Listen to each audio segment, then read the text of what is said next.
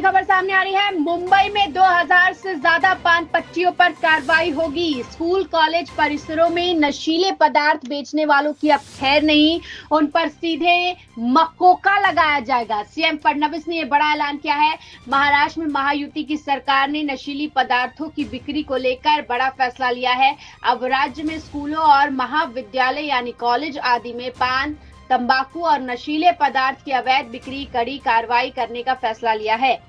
CM Fadnavis ने विधानसभा में जानकारी दी है कि स्कूलों और कॉलेज आदि में नशीली पदार्थ की बिक्री करने वालों के खिलाफ मकोका लगाने की प्रक्रिया शुरू कर दी गई है। आपको बता दें कि एक रिपोर्ट के अनुसार मुंबई पुलिस ने स्कूल और कॉलेज परिसर के आसपास लगभग 2000 पान दुकानों पर छापा मारा, जिन्हें संदिग्ध माना गया था। और एक रिपोर्ट में यह भी बताया गया है कि 100 मीटर के दायरे में 200 पान बीड़ी दुकानों को ध्वस्त भी किया गया। यानी स्कूल और कॉलेज के 100 मीटर के आसपास जो भी पान पट्टी की दुकानें, उन पर कार्रवाई की जा चुकी है और आगे कार्रवाई और भी की जाएगी।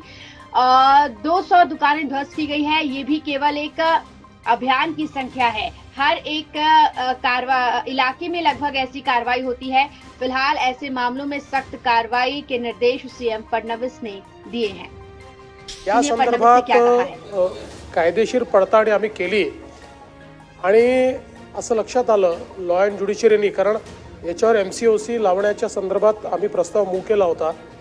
त्याच्यावर लॉ अँड ज्युडिशियरीने हे सांगितलं की MCOCच्या कायद्यामध्ये धमकी आणि हर्ट या दोन्ही गोष्टी असल्याशिवाय तो कायदा लागत नाही। आणि म्हणून मी त्या संदर्भात कालच सूचना दिलेल्या आहेत की कायद्यामध्ये बदल करून अशा पद्धतीनं जे हा व्यवहार करतायत त्यांच्यावरही MCOC लावता येईल। अशा करेक्ट तर तशा पद्धतीनं करता येईल अशा प्रकारची कायद्यामध्ये अमेंडमेंट करावी याचे आदेश दिलेले आहेत।